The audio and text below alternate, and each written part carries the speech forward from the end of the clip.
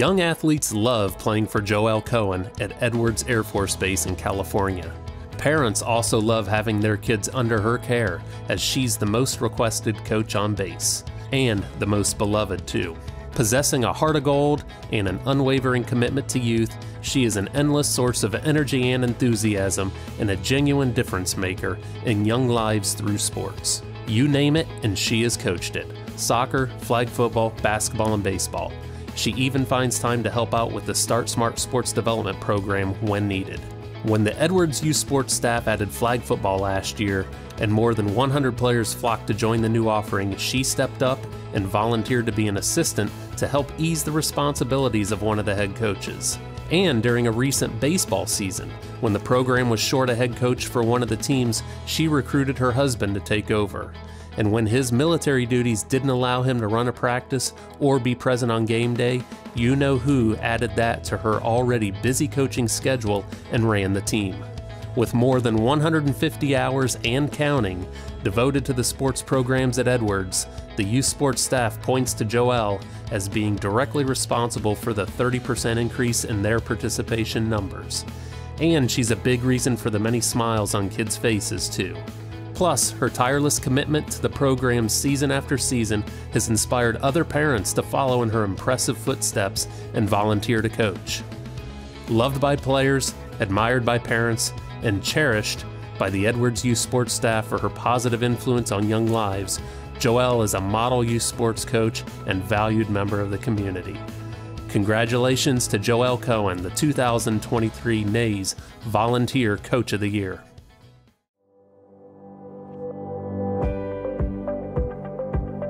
Okay, everyone. Well, we're going to welcome today our National Coach of the Year, Joelle Cohen from Edwards Air Force Base out in California, who was nominated by one of our great organization representatives, Sydney Melvin, who's been with us for a long time. And something interesting about this nomination was that Joelle was actually nominated for our Parent of the Year award, but after reading her nomination, the staff all agreed that she would just be such a perfect nominee for Coach of the Year. And then when we went through the award process, it was not quite unanimous, but it was almost overwhelming. It was definitely overwhelming in favor of Joelle's nomination. So help me welcome Joelle Cohen, our NAYS National Coach of the Year. So welcome, Joelle. How are you doing?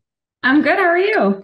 I'm great. This is really cool. Probably the best part of my job every year is to get to do this interview. We recorded you, I think it was a couple of weeks ago now, and got a great surprise from you from when we got to the award, or told you about the award. But we sent you some questions, so let's get into talking about your coaching experience and really what set you apart. We saw that in the nomination from Sydney, and let's talk about. So, how long have you been coaching?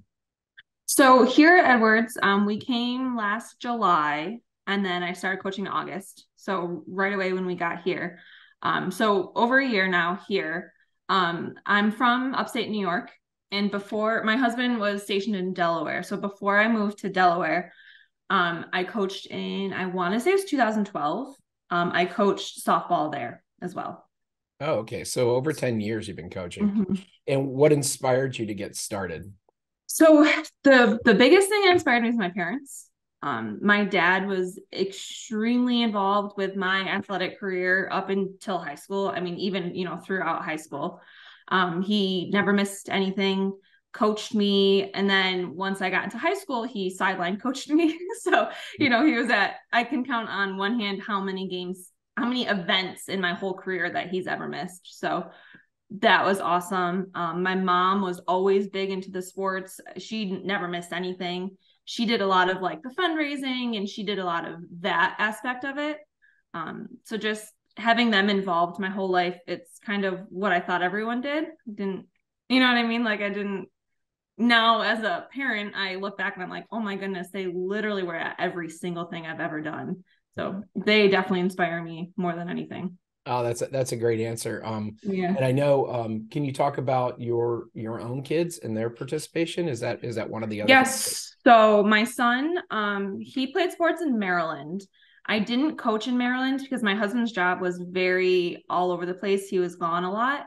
But now I've coached my son in soccer 2 years.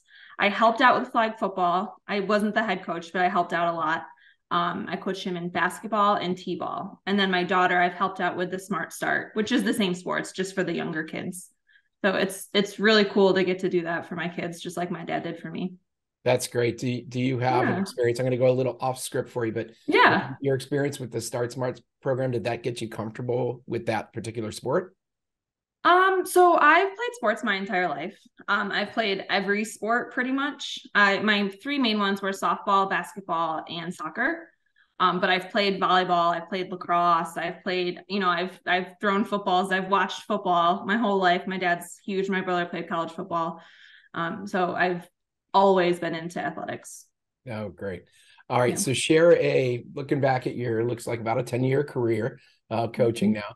What's one of your favorite memories? You can give me more than one, but if you have one in particular, that'd be great from your coaching experience. So I was trying to think of like a specific memory. My favorite thing so far, memory that I have that I can think of, it didn't even happen on the field. I was walking my kids to school one day, and a kid that I had coached the previous season saw me, ran over to me. Hey, coach, how you doing, coach? Like, gave me a big hug. Now, every single time I see him or his brother, hey, coach, how you doing, coach? Every single time. So it's really cool that, I love little kids, and I love kids in general. And it's just really cool. What would you say is one of the best parts of getting to work with kids? What do you really love about it? Their honesty. I love how kids just tell it to you the way it is. They're not going to sugarcoat anything. If they don't like something, they're going to tell you. If they love it, they're going to tell you. I love watching them, especially with sports. With being a sub, it's been nice because I've been able to sub in a lot of the kids' classes now, like the kids that I have coached. But just trying to like look through their eyes when they do something, especially with sports with a goal, not necessarily scoring, but if they're getting better at dribbling or they're getting better at running or, whatever, watching their face when they realize they're improving, it's priceless. It's so cool to get to see their reaction, see how proud of them, proud of themselves they are. And it's that feeling is so cool. Just watching them, and just, I want to know like what's going on in the brain, like what are they thinking in their brain, and just watching them is so cool.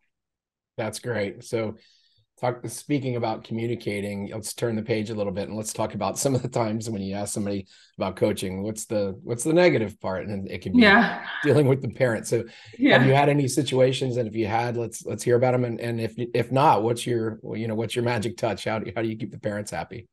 So on base, I have to say our community, we're very isolated here at Edwards.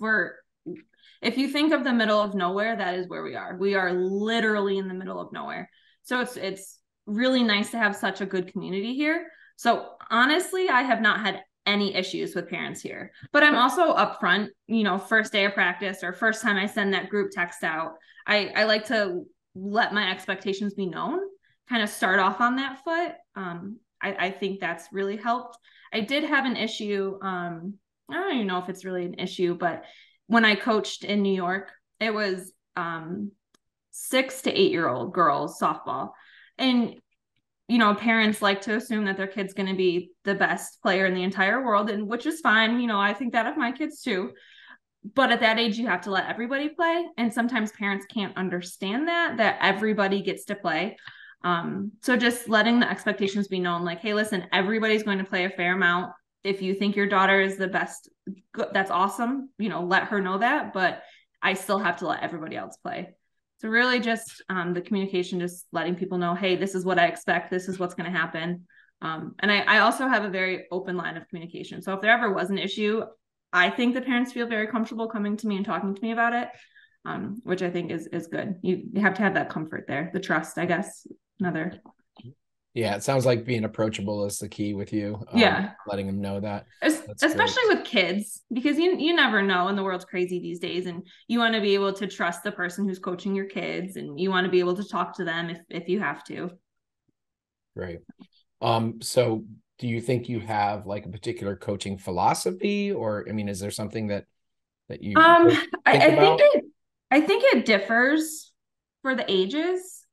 You know, T-ball versus U9 soccer, you're going to have a little bit of a different philosophy with the ages.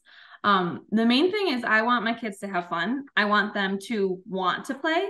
You know, with kids, if they've been in school all day and then you've got practice at night, especially here, it gets really hot or it's like 40-mile-an-hour winds. So you want the kids to want to go there. So I think you have to have fun. We're not going to the Super Bowl this year. You know what I mean? Like we're not, you got to have fun, and you have to learn too, obviously, but you have to let the kids have fun.